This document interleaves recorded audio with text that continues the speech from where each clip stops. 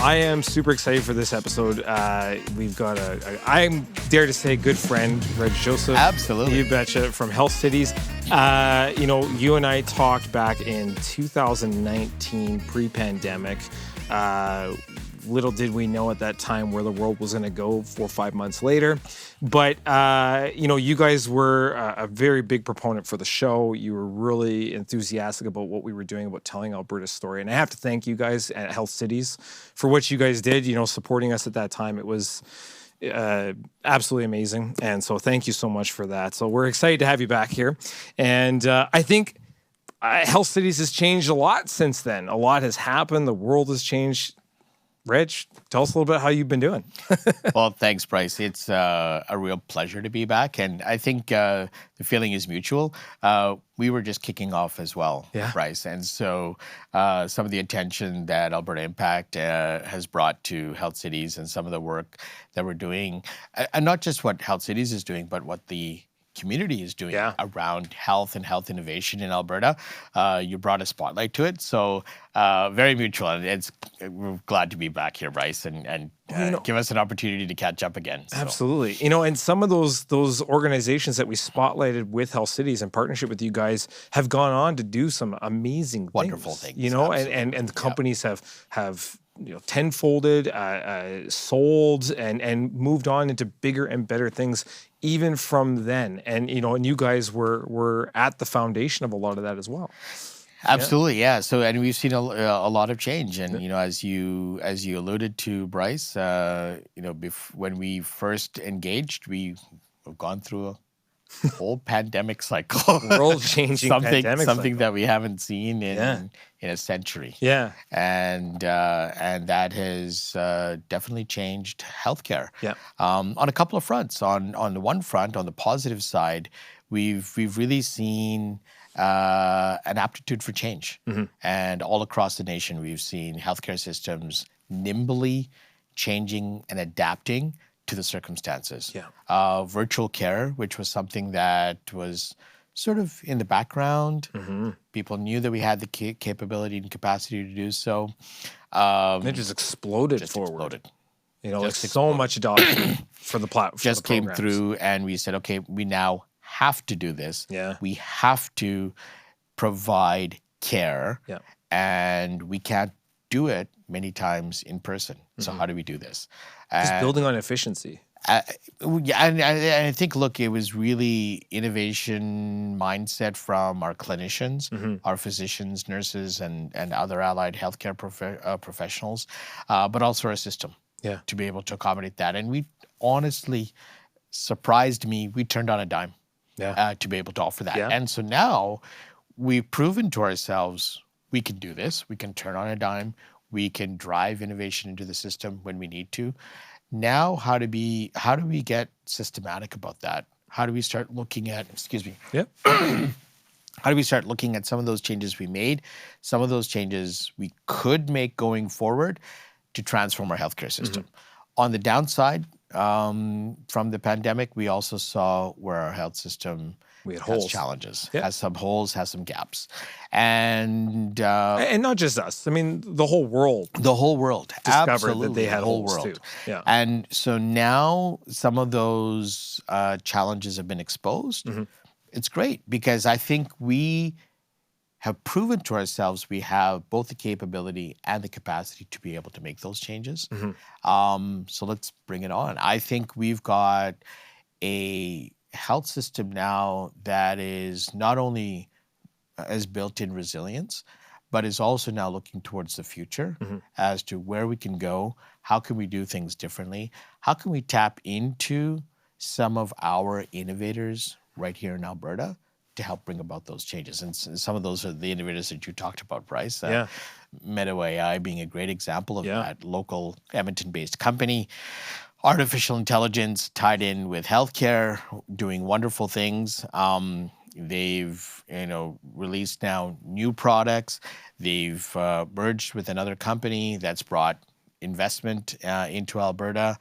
That team is still here and active and developing more and new applications in the healthcare field, tying in artificial intelligence. So it's a wonderful story. It's a win in Alberta for sure. A lot of the conversations we're having with people in the healthcare profession is just how the system is slowly starting to get to that point where it can start accepting more building blocks to just get bigger, better, and stronger. And that was kind of just the holes that we saw when the pandemic first started. Was this it wasn't accepting of some of this innovation and evolution that could make things bigger and better. And now we're just seeing, well, that's just a need. Like it has to, or it's going to die. Yeah, and you know what? The system was conservative, but not in a negative way. It had some negative consequences, but really what the system was doing was being careful. Yeah. Saying, look, we need to be really mindful that we're playing with people's lives in the end. Yeah. And so how do we be cautious? How do we be cautious? How do we be careful about adopting and adapting new innovations, new ways of doing things? There does come a point though where that cautiousness, that carefulness actually then hinders on itself. Hinders us. Yep. Absolutely. You hit it on the nose there. It hinders us. And so we need to be able to figure out mechanisms to bring in new ways of doing things that still provides safety to those that are receiving that care, but we still move ourselves forward. And so finding that balance now going forward is going to be key for us, both as a government, as an ecosystem, as an industry. We need to figure that out. Yeah. And I think we are. I've been in strategic conversations with the province, caregivers, with system administrators, all who are looking at the health system and saying, yes, we know we need to change. We actually know some of the key areas where we need to make those changes. So let's move forward and make those changes. And I'm seeing very encouraging conversations around how we're going to do that, where we're going to make those impacts. And I'm seeing our province making investments into those areas. Right. To making it a priority, or a much stronger priority than it was before. Yeah. Even the cultural shift of the public and what they're comfortable with, exposing themselves to make sure they're getting the proper and adequate health care. We've talked about private information. We've talked about all these things. But I think there's even that realization has come to a certain extent with the public that we do need to give a little bit more so that we can receive what we actually need. If I'm not willing to tell you what the problem is, it's pretty tough for you to help me fix that problem. And so that's a change that we've seen in other jurisdictions around the world, and we're starting to see that in Canada now, which is great. And what that is us as individuals and our responsibility for our own health. Yeah. Just like we're responsible for our own investments in our RSPs and retirement, just as we're responsible for our education and so forth, we're now understanding what role is it that we can play as individuals to drive our own health, and partnered with our health system to drive better health outcomes overall. Right. And so now that's an evolving field, and I'm excited about it. Yeah, so it's an evolving relationship. It's an evolving relationship, as you said it, and that's what gets me excited. Is now individuals are coming up to the table and saying, okay, well, this is how we're going to manage our health. How does a health system enable us to do that better, right? And how do we do that in partnership, right? Yeah. And we saw that in one of the projects that we did in Central Zone of Alberta, which is the home health monitoring project that we did. Okay. And that whole project was around addressing a challenge. The challenge was, during COVID, we have a number of patients that our clinicians are trying to manage.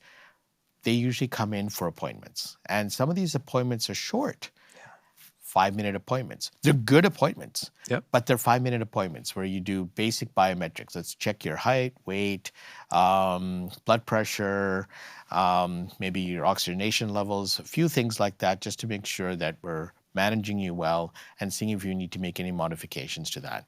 That was always done in person.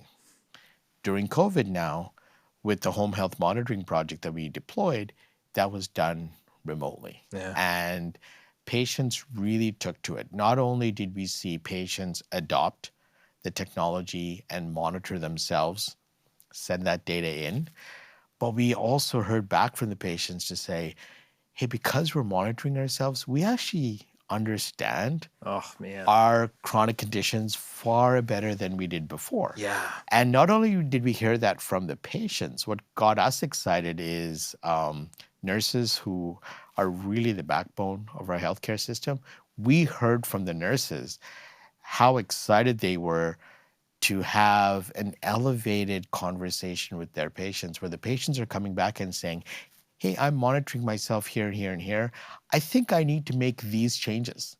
And so they're recommending to the nurses changes that they're making in their own lifestyle choices, diet, exercise, or when they're monitoring, how that changes, how their outlook is in terms of how they're self-managing. Yeah. Nurses are loving it. They're I like, bet.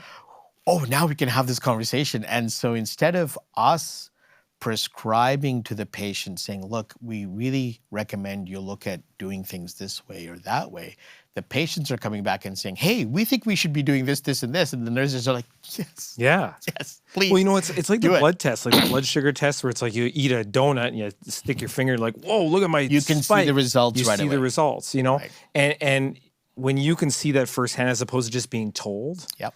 It does change your perspective. And and when you have that responsibility and that control of my own, this is mine to control. Yeah. You do it. Yeah. It's like a kid, it's like you buy a kid a toy, give it to the, but and they take it and they destroy it, right? But then you make that kid earn the toy. It's a bad analogy, but it's a parenting thing. I'm a parent. Sure. You make a kid earn that toy. And they you know take what? care of There's been some talk around how our healthcare systems are parental in some ways. Yeah. And so that's starting to change now. That is starting to change where now, because the information, and you and I have talked about this before, Bryce, information is power. Oh, man.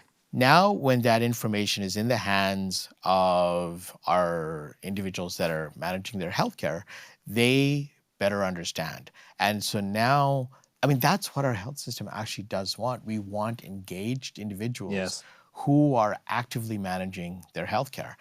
Where we've come in, and I think this is where we get excited as health cities, is how do we bring that innovation piece to the table, and how does that help catalyze that conversation? Yeah.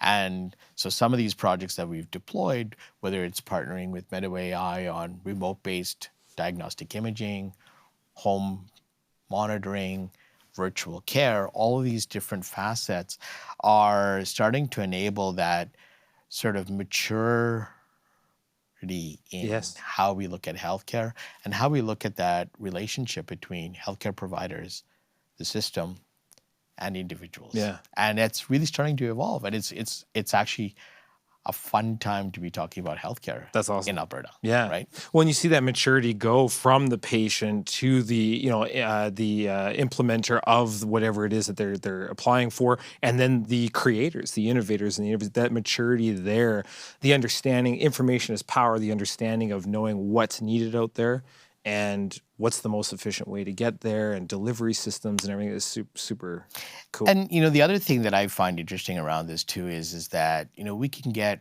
really extravagant in terms of how we look at some of these technologies, mind-blowing technologies. And they're out there, and in some aspects we're going to get there. But in some cases, it's actually pretty simple. Yeah. And so, the home monitoring program that we did, the devices are pretty basic. Yeah. And yet the impact in terms of the impact on patients, the impact on the system, the impact for our clinicians is actually transformative. Yeah. And that's what gets me excited, right? Little changes that can have big impacts. But all of the things have to line up. When we look at this, the technology component is the smallest component, to be honest. It's a system in the back end. Mm-hmm.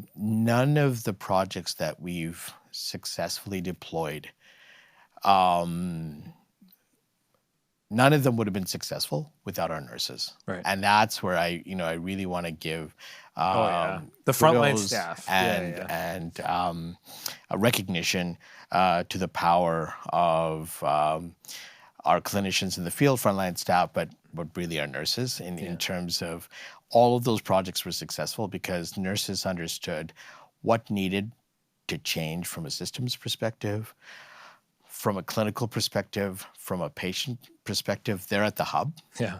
They pulled it all together. Yeah. They really did. Yeah. And now we're starting to see the benefits of that, Right right? on. And so now we're starting to look at, say, okay, how do we work with our nurses to scale this? Yeah. Right? We have nurse interns at Health Cities. I think we've had 5 or 6 now over the last few years. They're just a real source of inspiration, and we see their dedication, and we just want to build on that. Right on. And so that's continuing to grow, right? Yeah. In terms of our collaboration with all frontline staff, but nurses are key. Right. Yeah. Yeah. Okay, we've talked a lot about, there's so much to talk to you about. We've talked a lot about the system now. So let's just talk about Health Cities Sure. quickly. How much has Health Cities changed, grown? Has any of your directions changed over the last couple of years because of this? I mean, just the massive growth and the changes that are happening. How has Health Cities been doing? Absolutely. You know, Bryce, when we first chatted, we were embarking on sort of a new way of looking at things, of melding in innovation within healthcare. And really what we've seen is that's just accelerated. Yeah. Partly from COVID, because we had to. Yeah. Partly because the challenges within our healthcare system, we know we need to do things differently. So what we're seeing now is ideas that we had before, and starting to pull in partners and groups together to say, you know, can we pull something like this together? What we've seen now, fast forward 3 or 4 years, is many of those ideas work. Not all of them, but many of them worked. And now that we've seen that they worked, we are now at the next stage of saying, so how do we scale these? How do we do more of that? Yeah. And how do we take some of the work that we've done and just scale that? So we've demonstrated certain projects work in certain areas. How do we scale that across the province? And actually now, talking about Alberta, how does Alberta set the example maybe for Canada in terms of some of the work that we've been able to do? And that's where we are right now. And we're having conversations with far more partners, whether it's government, system, clinicians, and a ton of innovators that have all now come around the table and said, we've got ideas of how we can do this, or we've got ideas of how we can do that. And so everything that we've just done is just sort of exploded, to be honest. That's awesome. And managing that has been a challenge, but it's also been exciting. Right. And now we're seeing innovation streams just popping up and people just taking the bull by the horns and running. Yeah. And we're loving that. And now we're just trying to keep up. So it's a fun place to be. I love what Health City's whole foundation, and I mean, I might have misinterpreted a little bit, but you're the guys are the catalyst for those innovators to come together and share the ideas that build into the next phase of whatever it is they're working on. You're connecting puzzle pieces that just, these guys have an idea, but they don't know they're missing something until Reg Joseph in Health Cities comes along and says, hey, have you met these guys? Because they're kind of working on something similar, or I think these two things can work. You make that marriage happen, and then boom, something comes out of it. I think that's so awesome. You're right, and we're excited about it. I think what we're really trying to build now is these sort of streams of innovation. Yes. You know, we know that there's many aspects to healthcare. We talked earlier, Bryce, around primary care and care in the field, in where you and I are, in our community. How does that change? How does that care change where you and I don't need to touch the hospital? But yet we can drive really strong health outcomes. And we've seen that in other jurisdictions around the world. So we're seeing that in primary care in Alberta and in Canada. We also need to look at long-term care. We also need to look at home care. We also need to look at care with our Indigenous communities. And so there's so many aspects here. What we're pulling together now is sort of these streams of innovation in these different, I call them verticals of care. So primary care, long-term care, Indigenous care, and so forth. And we're seeing that in all of those different streams. We want to scale that now. So in each one of those streams, how do we put dedicated resources, talent, technology in each of those streams to transform those areas of care. Yeah. And that's where we are right now. So we've gone from piloting, testing, seeing if something could potentially work to now saying, actually, we've developed these streams. Let's implement. And how do we transform those streams of care? And let's implement. Let's implement. Yeah.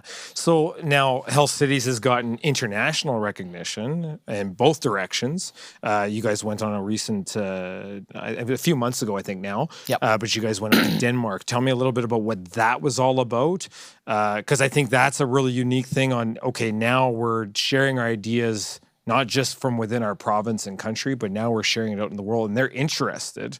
Like, we've made an impact somewhere where they're interested to hear those ideas, but also they're willing to share their ideas that you've been able to bring back here and say, hey, you know what? These guys are doing this. So now it's cool. Like, it's just really, really cool. Let's dive into that. Yeah. So, what gets me excited is we're going through huge transformations globally. And I think, Bryce, you and I have talked about this before, and perhaps even on a podcast, might have chatted about it. But we're seeing this sort of different sectors around the world that are being transformed. We've seen that in streaming, for example. Media and streaming has really transformed. The communication world just changed. Yeah. The access to content that you and I have today compared to 5 years ago is night and day. Yeah. And same thing in terms of transportation with Uber and Lyft and the whole EV transformation. Oh boy, we're seeing that in the transportation sector.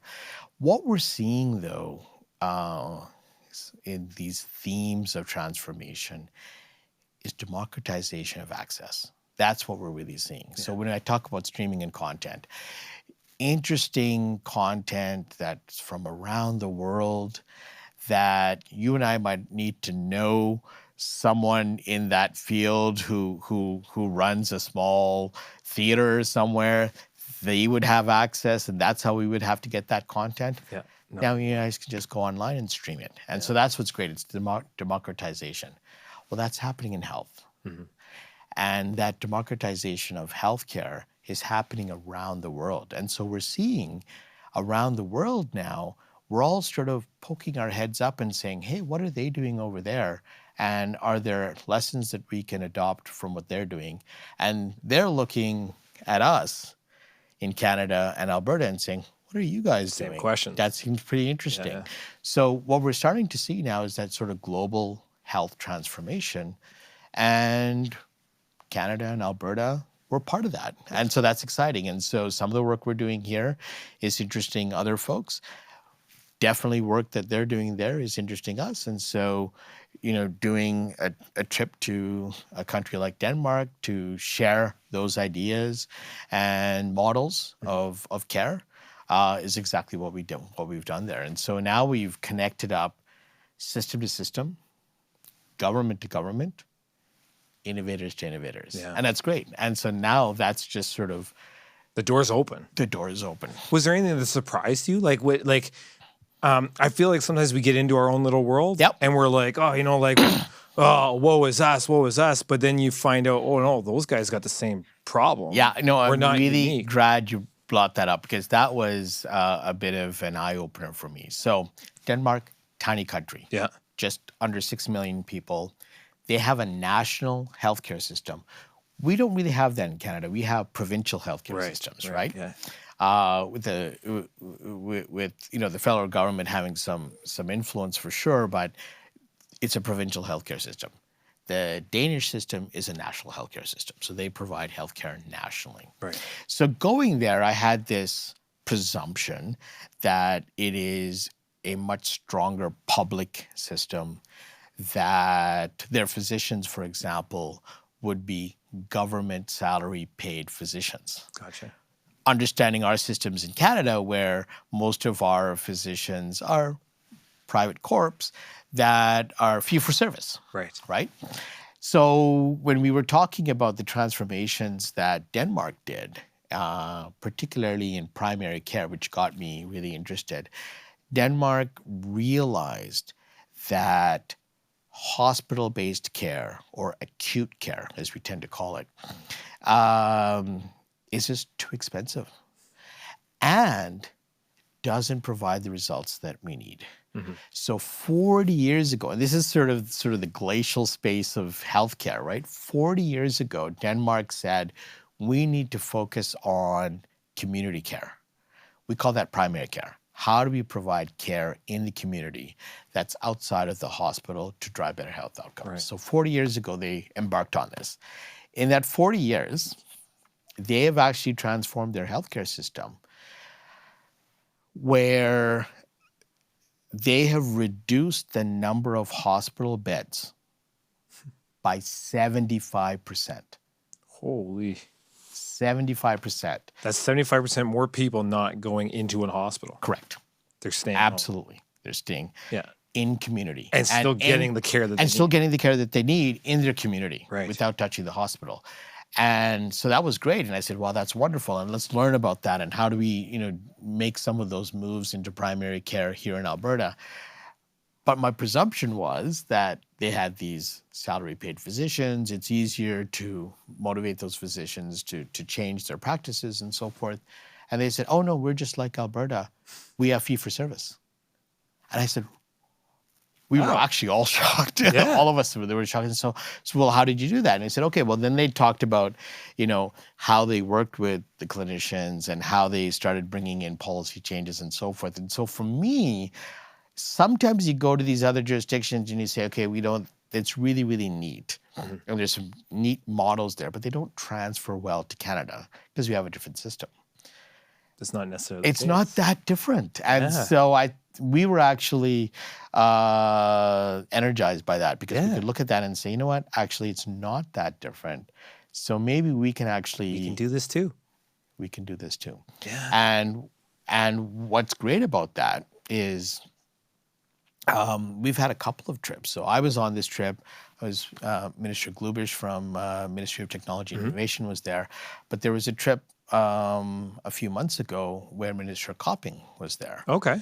And so we're starting to see those changes. The Ministry of Health and Minister Copping is putting in big investments into primary care in Alberta. So really excited to see what some of those investments are going to do in terms of driving changes in our healthcare system, addressing some of our challenges, our crisis in healthcare with the work that's been happening in primary care right now in Alberta.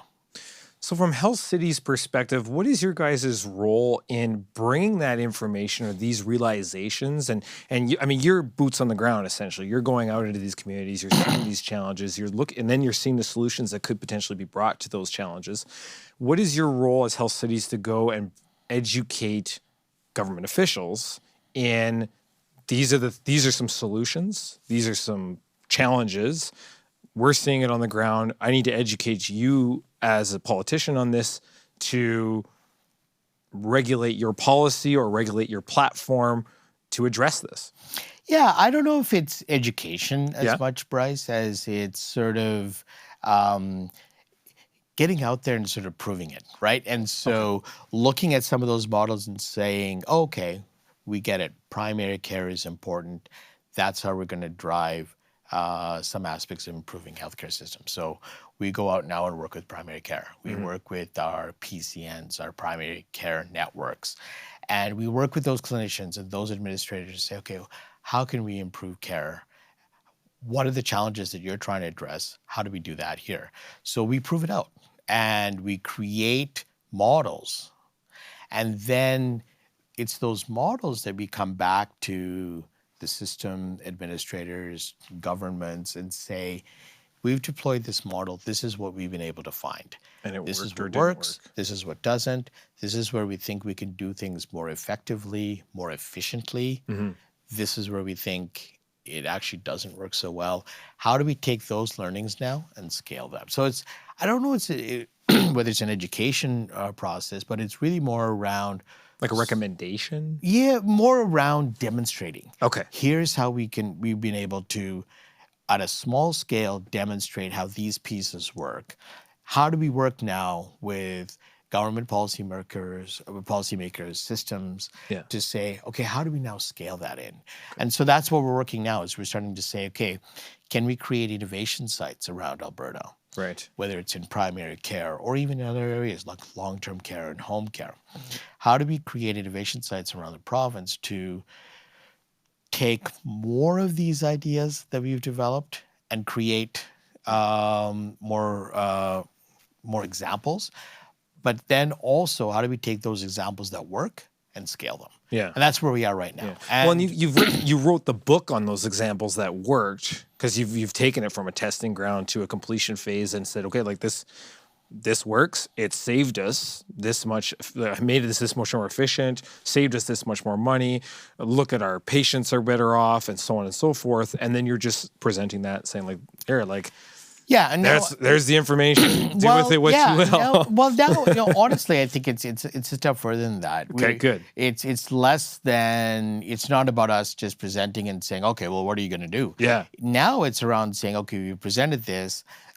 We've got these clinicians on board. We've got the administrators on board. We actually even have government on board. So how do we work together as a team now to make those changes? And make more. How do we do that? Because it's the pilot is usually pretty straightforward. We're kind of like, okay, here's what we've done. But now when we want to scale that to a system level, how do we do that effectively, right? We got to be smart about it, right? Yeah. And who are the individuals that are going to be impacted the most, who should be impacted the most, right? Is it folks in rural Alberta that have less accessibility than some of us might have in the urban centers? How do we look at that differently? It's a complicated problem. Yeah. But we do have a lot of folks around the table now who are saying, okay, we like that. So let's work on figuring out a system to scale that up, right? And that's where we are right now, and it's exciting. Yeah. But it is also going to change how we look at funding models. You mentioned policy, how we look at policy drivers around that. It's going to change those things. And so it's going to take multiple levels. Yep. But what I'm starting to see, or what I am seeing, is that a lot of the folks are around the table. Yeah. And we are rolling up our sleeves and trying to figure it out. The acceptance is also coming in too. Like they're just accepting these ideas as like, oh yeah, like that is the way it has to go. Whereas, before pandemic, I think there was sort of this thought of saying, okay, yeah, those are good ideas. We'll take a look at that. We got something already. Stuck in our old ways. Yeah, we have a system. We think it works pretty good. We will definitely look at that and figure out how to bring it in. But now it's just changed. We're saying, okay, we don't have that kind of time anymore. Yeah. We need to move now. Yeah. We've got challenges right now. We've got people that don't have care or have lack of accessibility to care. We got to fix that. It's not going to be just one solution. It's definitely not going to be one technology. Yeah. It's going to be a whole stock change on how we do that. But the innovation piece and the technology piece is going to be a key piece. Yeah. That's where I get excited, and I think we can drive that forward. For sure. Last thing before we go, federal government just announced a big injection of monies to the provinces, all the provinces across the country. What does that mean for healthcare? Is this an opportunity, or should we be looking at focusing this on more innovation? What are your thoughts around this? So I'm going to be biased, Bryce, but yeah, should we focus on innovation? The answer is yes, yes, and yes. No, it's an opportunity for sure. Feds have come in and said, look, here's some additional dollars to help alleviate the healthcare crisis that we have. In Alberta, we have a great opportunity. We are in a budget surplus. Budget's being presented today. Yeah. We're in a budget surplus, but we also have some federal money coming in for healthcare. I think this gives us a real opportunity to sit down and say, okay, some of these dollars are just going to have to go right out into the existing system because we've got some gaps we got to fill. Yeah. Let's get some more nurses. Let's get these systems up to where we can actually start moving the needle a little bit on catching up. Right. That's fine. Yeah. But can we take some of those dollars and say, okay, We know that certain aspects of how we're delivering care is not the most effective. So can we start looking at innovative models? Yeah. And that's where I would really love to go with that, and work with the health system, work with our government policymakers to say, are there some different ways of doing things? We think we've opened the window on a few different ways of doing things. Yeah. Maybe we can scale that. Yeah. So how do we work with you to scale that? What are you seeing as some of the key areas in the province that we need to work on, government and system? Let's help. Who else can we bring to the table? Are there innovators we can bring to the table? Our academic institutions, we haven't even touched on our post-secondary institutions that can really help drive we got change. some heavy hitters in there. And we have some that we just need to kind of unleash them a little bit more. So I think it's a really great opportunity, and it gives us a little bit of breathing room that now we have some funds that we can start looking at strategically positioning some of those funds to start transforming our healthcare system. And I believe that we have the talent, the capability, and the innovators to be able to make those changes. We really do. So. Well, I mean, if we can deploy some of these things, we can make those dollars stretch more because of the efficiencies we save on. Agreed. And with better outcomes, you know, like I said, from both the practitioner to the patient. There's an abundance of opportunities there that just need to be identified and, you know, a little bit of research done and then. And I'm going to pick up on something you said earlier, Bryce. You talked about some of the strengths that we have in Alberta. We just talked about post-secondaries and the talent that we have.